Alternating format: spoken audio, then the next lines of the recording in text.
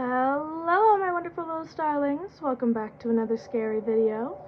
Today we're reading more r/sleep, or r/no sleep. And I found a creepy one. We'll start with that one. If I post this before Saturday's video, then I apologize that this isn't the second to the backpack. I can't find the second part. I will keep looking for it, but sadly for today, Kitty, don't steal my charger. That will not be possible. Let's get into the video.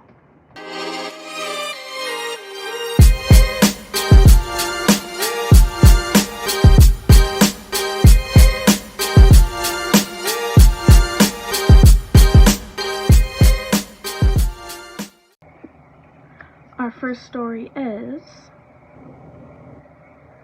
I went camping in Our first story is, I went camping with my friend and we found something that shouldn't have been in the woods. I don't want any sympathy. I'm not looking for theories about sleep deprivation or campfire smoke messing with my head. I just want someone to tell me I'm not crazy. I can't say I'm mistaken, or you can say I'm mistaken, that's fine, but don't tell me it wasn't real. It was my friend Marcus's idea. It was always Marcus's idea. Winter hikes, off-trail shortcuts, rafting when the river advisories say don't. I usually give him a hard time and go anyway, but this time I pushed back more than usual. Where is it, I asked. Old service road, maybe an hour off the highway. No campsites, no picnic icons, no little tent symbol.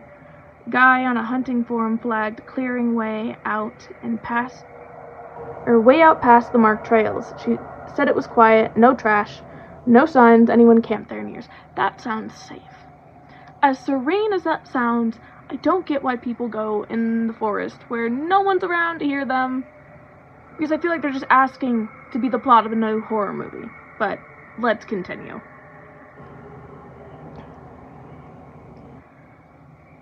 It's posted? He shrugged. Land management map says public. No one's going to be out there. I should have said no. We left Friday. Tents, water filter, a hatchet, lanterns. My old Polaroid camera because I liked the way photos feel when they're developed in your hand. The truck rattled up and rutted road and died in a patch of gravel and weeds. Past that, the trees closed in. No cell service. No noise from the highway, just us. Don't like that either. Kitty, stop messing around over there, ma'am. Belt and suspenders, he said. Nothing at the compass and the tape. No one's getting lost. 4 hours later, we reached the clearing. It was bigger than expected. Not a meadow, nothing as soft as that, but a broad circle of flattened grass surrounded by tall pines and black spruce. The ground sat strangely level, like someone had shaved the ridge and pressed it flat with a giant hand. No fire rings, no bottle caps, not even an old ash kicked into the dirt. The place felt untouched. It was very, very quiet. Marcus grinned. Feels perfect. We set up camp at the edge of the circle, 2 tents, a low fire pit, scraped to mineral soil, hung food in a bear bag high on a limb. The light slid down the trunks and pooled at the base of the trees until all the color of copper went away. I snapped a Polaroid of the clearing, the pale grass, the 2 tents, the orange tape flickering on the perimeter like desperate little flags, tucked the picture warm into my jacket pocket. We ate beans and jerky, cross-legged by the fire. Marcus told a story about his grandfather giving him the compass and telling him to never trust a trail that looks too easy. Well, obviously that backfired because now he's trusting the wrong trails. Like this one, I asked? This guy gets it. I asked, nodding towards the opening we'd carved into the brush. He poked at the fire. This isn't a trail. The shadows outstretched long and thin. The tree silhouettes leaned over us until the circle of the sky was a coin you could cover with your palm. I tried to name the constellations. They seemed wrong. Shifted. Stars looked too sharp, like points punched in a black sheet. When the fire burned down to the heart of its coals, We climbed into our tents, the nylon mushed into the soft shapes and softer sounds. The zipper teeth muttered closed, and I laid back and watched my breath fog in the beam of my headlamp. Somewhere after midnight, I woke to a sound. Not twigs popping, not the light patter of deer stepping cautiously through the brush. Breathing. Slow, heavy, in and out, like bellows. Not close, not far, just past the reach of the firelight. Where the clearing pressed against the dark, it's paced, measured, circling. The brush didn't match the rhythm of mine. It didn't match Marcus's either. I could hear his soft, regular snore through the fabric. This was deeper, deliberate. Something that enjoyed the drag of air. Then, the scrape. Not on rocks, not on bark. A long whisper of something hard and pointed, drawn down a chunk. Another pause. Another trunk. Another pause. Another trunk. All around the circle. I held my breath until my chest hurt, until my body insisted on air, and I let a little out, drew a little in, trying to move the tent as little as possible. The brush went on. At some point, no sound marking it, the air felt different, thinner, cleaner. The breathing wasn't gone exactly. It was sated or amused, something I didn't have a word for. When I woke again, it was gray morning, and my mouth tasted like I'd been sucking on pennies. Marcus had the camp stove going and kept glancing over my shoulder at the trees. "You hear anything?" he asked. "Breathing," I said. He nodded once, like that was an answer he'd been waiting for, and didn't like it. "We'll check the tree line after coffee." We followed the orange tape we tied to the day before, shaking night from our legs 15 feet into the trees. There were marks on the spruce. 4 parallel grooves, deep as a thumbnail is wide, scored from shoulder height down to the roots. The cuts were clean. Not a bear, not anything with claws that tears and splinters. It looked like someone had carved meat from the wood with a blade that wasn't smooth. "Cougar?" I asked, even though I knew that wasn't right. "Cougars don't do that," Marcus said, his fingers brushing the grooves, and came back with resin shining. The cuts were fresh. We left it. We had a day to fill, and pretending things are normal is an easy way to move your legs. We took the steam trails Marcus swore he'd seen on the topo map. It wasn't a trail exactly, but a depression in the duff that suggested other feet had once pressed through. The forest opened into a little place where the light caught in the needles like dust, and the water ran into a black vein across stones. On the opposite bank, I saw them. Carvings in a dead oak that leaned over the creek. Dozens, maybe hundreds of little figures, razor cut into the bark. Each no bigger than a Max box. The same symbol, over and over. A human shape bent backwards so far its spine made a circle.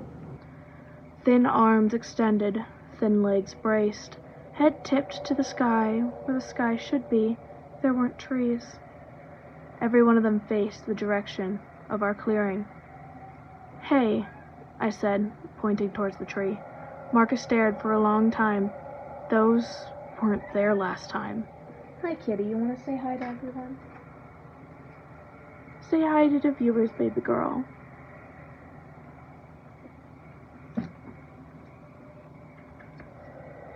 He didn't answer. He crouched down and wetted the handkerchief in the stream, then scrubbed the closest marks. The water turned gray, then pinkish.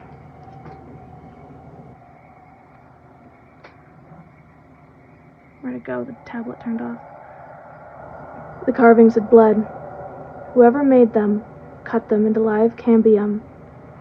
He touched it and then pocketed it with his compass, like he was checking it was still there.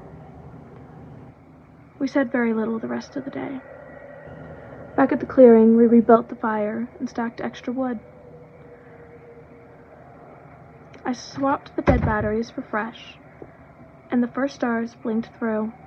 I took another Polaroid.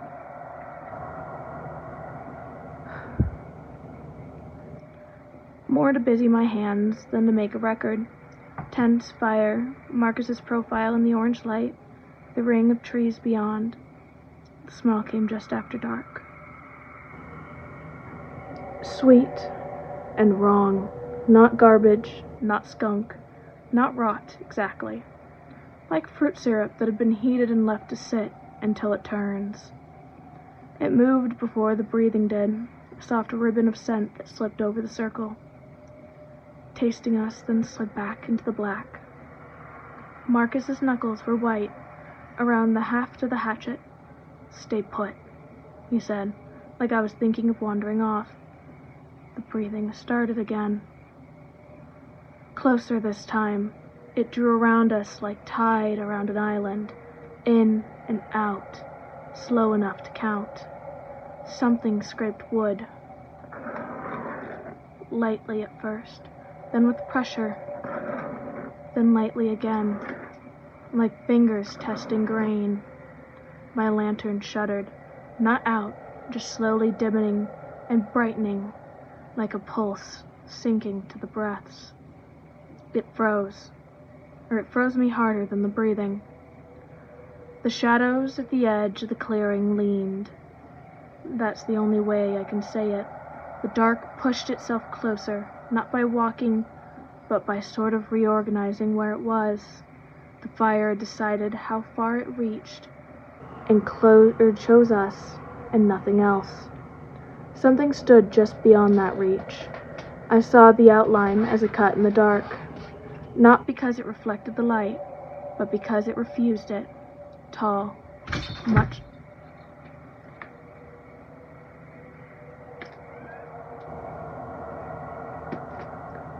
That was the cat.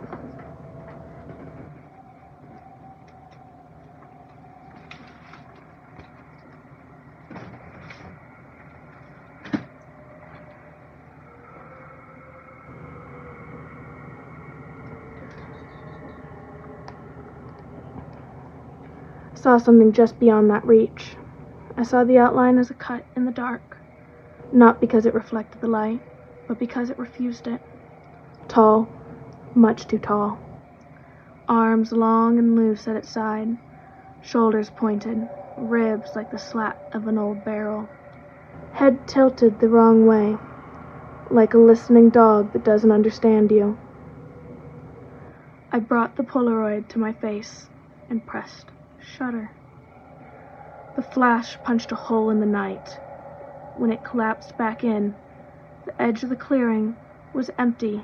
The smell thickened. We didn't say a word. We didn't sleep. Every noise meant the same thing, so words weren't useful anymore. By dawn, mist hung knee-high over the grass.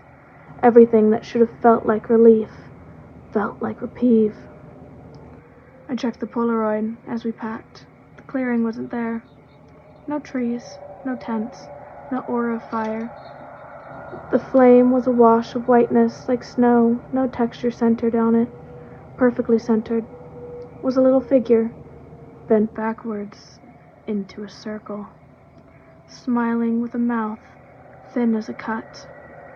My first thought was that the camera was broken. When I lifted it, I could feel the warm square still developing under my thumb. The lens was intact. The shutter weren't. And something had worked back. "We're leaving," Marcus said. His voice was raw from not talking. We should have made it back in 3 hours. It took us 9. The forest we entered wasn't the forest we left. The orange tape we tied on the way in hung in different places, higher on some trees, lower on others, and on one trunk It was threaded through a ring of gouges like the ones we had seen looped into a smile. We reached places we didn't remember passing and didn't reach places we should have hit. The compass's needle trembled in a slow circle no matter how often Marcus tapped on the glass. By mid-afternoon, we saw our own footprints in a patch of damp loam where a seep ran across the path.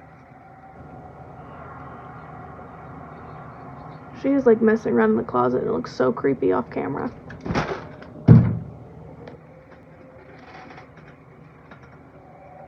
She's like destroying my closet right now. She's about to get kicked out.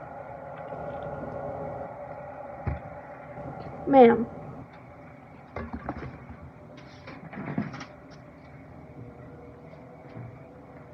Apologize for the dear viewers for the interruption, ma'am. No, do not attack the phone. You say sorry, not attack them. No. Do not attack them. No. That is not a nice kitty. What do you say to them? No, don't kidnap them. Give me back the phone. Give me back.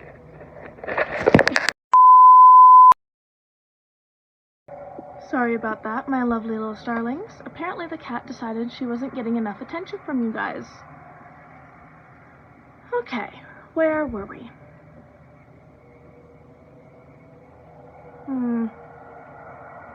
There it is. By mid-afternoon, oh, there it is, yeah. I felt a rush of relief, proof of a loop that we could break, if we only turned. But when I pressed my boot into the print, it didn't match. The tread pattern was right, the size was right, the angle of the heel and the depth and the pressure, the place where I had scuffed my toe, none of it lined up with the way I walked. It was like the forest had traced my step wrong, or decided to try wearing it. We stopped at a low rise to drink. That's when I noticed the chains, little stacks of rocks, no higher than my knee, circled the knoll. The top stone of the pile was each a thin, flat, and carved with the same figure as the tree. We need to step off, he said. This is a bad sign. He said it like a phrase his grandfather had taught him along with how to hold the compass, how to clean a fish. He cut left, deeper into the tangle of young fir, and I followed because going a different way than the only person you came with was like volunteering to be the lesson the woods wanted to teach. Smaller than the first, an oval, the grass here was different, shorter, slicker, like hair on skin. The trees around it leaned inward a degree or two, enough to notice if you stood still. Sky above pressed closer than it should. In the center there was a ring of wood, not a structure, not a fence, just logs laid end to end in a perfect circle. Bark peeled, pale wood exposed, each log's inner face etched with the same figure as the tree, and as the stones, and as the Polaroid. On the outside of the circle, in the grass, were little arrangements of things, bird bones wired together with thin twine, teeth strung like beads, ropes braided into something that looked like fibers, that looked like hair. Marcus edged around the perimeter and crouched. The pale wood wasn't dry. It was damp, and still smelt sweet. Let's go, he said. We didn't argue about direction anymore. We picked a random way, and we went off. The forest led us. By the time we reached the campsite, the sun was low, and the clearing had an orange glow that made everything it touched seem like a memory itself. We didn't see our tents until we were right at them. They looked wrong. A little too tall, a little too narrow. The lines weren't exactly the lines we'd pitched. The bear bag hung on a limb, fat with food. The knot I used to tie it off was a knot that I don't know how to tie. Did you? I started. No. My Polaroid was on my sleeping bag, face down. I hadn't left it there. When I turned it over, it was a photo of the clearing that night. Two figures stood at the edge, where the trees began. They were taller than the trees. They were bent backwards, in that circle way, arms too long, too slack between them, hanging on nothing. Something that might have been a smile etched on their face. Our fire pit had been rearranged, not scattered, but rearranged. The stones were stacked into a taller ring, higher than my calf, maybe 20 inches high. The marks on the inside of each stone, burns, not from the fire, smudges, like something had exhaled on them until they turned back. "Pack up," Marcus said. The words sounded like it hurt to push. "We're not staying another night." We moved fast. I shoved the Polaroid under my shirt because my pack felt too far away from my skin. I didn't notice right away that the bright strips of orange tape on the perimeter were no longer bright. Their color had bleached to a pale, dull peach, like a photo left in the sun. We should have left then. We didn't. We were slow because there were more things to look at than our hands. We were slow because we didn't want to turn our backs to the trees. We were slow because the world was the size of a circle, and there was more outside it than we had been when we walked in. By the time we had everything in place, the light had dipped into that last band of the day where you can pretend you're not about to be shut in. The forest quiet had grown teeth. "It'll be worse in the dark." "I know," said Marcus. He said it like he was agreeing with gravity. He swung his pack up. He didn't look at me. "Let's go." We went. We didn't get very far. The tape we put up wasn't ours. It sat still on the branches where we'd tied it, but the knots were too tight, the tails too even. In one tree, someone had braided the tape into little rope. On another, it had been cut clean. Not torn, the edges heat-sealed like plastic cut wire. On another, the tape hung in two strips like a pair of lips, long worn. Like someone had scratched the bent figure into the bark between where the mouth should be.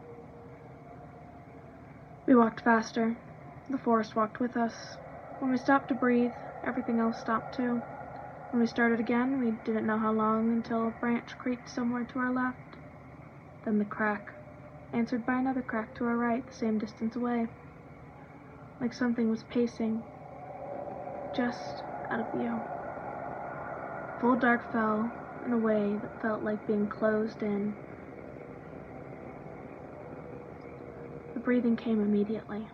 Not outside us, not around us. The sound didn't come from a place. It unrolled like a coil, and we were the center of it. Inhale, exhale, slow, measured, not the rhythm of an animal moving under its weight. The rhythm of something counting. We kept going because stopping meant a position to die in. I don't know how long we walked. My hands hurt from where my nails met skin. My breath made small clouds, and I turned to black faster than they should. Somewhere in the middle of that, I realized Marcus wasn't beside me. I turned. My headlamp picked out trunks and brush and a white flash of tape. There wasn't a sound of me, and there wasn't a sound of Marcus. The breathing went on, like we were nothing in it. "Marcus?" I said louder. That word didn't belong in the breathing. No answer. "Marcus!" I tried again. My headlamp picked up trunks and brush, and white flash of the tape. "Marcus?" The breathing stopped. The forest held still. Not a hand, not fur, the memory of a hand. Something brushed my sleeve. I ran.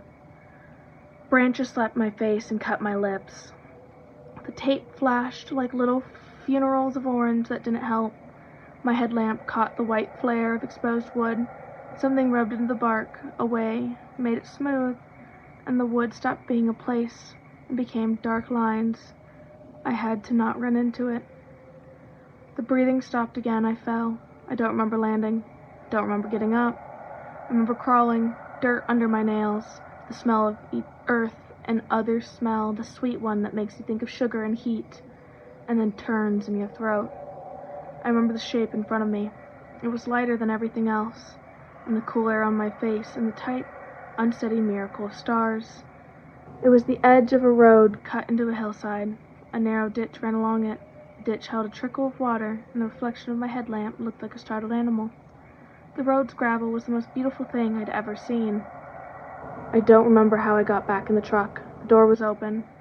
There was dirt on the seat. I don't remember dragging in. The keys were in my pocket, or I don't remember putting them. I woke up in my apartment 2 days later. The sheets were muddy. My mouth tasted like I'd been breathing through metal. My Polaroid camera sat on the kitchen table next to a glass of water I hadn't poured. The photo of the clearing with the single bent figure lay under the glass, where I'd put it there to keep it flat. Marcus's pack wasn't in my living room. His boots weren't by the door. His jokes weren't in my head where they should have been. His number was disconnected. His socials were empty. Not deactivated. Not private. Scrubbed from existence. The orange tape I tied and retied around my waist the first day sat on the counter, pale as old scars. And then someone slid something under my door. It made a soft whispering sound that came to a stop. But it was junk mail till I saw the knot. It was a strip of pale leather tied around a bundle of hair. Hair braided the same way Marcus used to braid his sister's hair at soccer games when she asked him to. Do the rope one. I recognized the pattern. He'd shown me once, leaning over a picnic table, laughing at how serious I looked when I tried to copy him. The braid was cut clean at one end. The cut had been heat-sealed. There were markings burned into the leather. Not letters I knew. Not the runic alphabet. My desperate Googling would later suggest. Little figures in a line, each perfect version of the one before. The bent body. The ringed spine. Praise sky, long limbs. And on the inside of the leather, pressed into it like someone had used a braid smaller than a thumbnail, were 5 words in English. You were meant to watch. They weren't crooked, they weren't shaky. They were straight and clean like someone had pressed them in one after another with care. I stared at the braid so long my vision went white at the edges. When I blinked, the room came back. The Polaroid camera had moved. It was closer to me by a few inches. The lens faced my chest. The strap hung off the table like a tongue. I hadn't touched it. I picked it up. My thumb found the shutter, because that's what my hands do when they don't know what else to do. The flash went off in my face. The apartment lit white, then collapsed back onto itself. I put the camera down and waited for the picture to develop. The square stayed gray longer than it should have, and the image came up like bruises emerging. It was the clearing. Not the way my eyes had ever seen it. The grass was too smooth. The trees leaned too far in. The tents weren't tents. The ring of stone around the fire pit was taller. The black on the inside of each was wet. 2 figures stood at the edge of frame. They were bent backwards into rings. Taller than the trees. Their faces where they should have been were places for faces.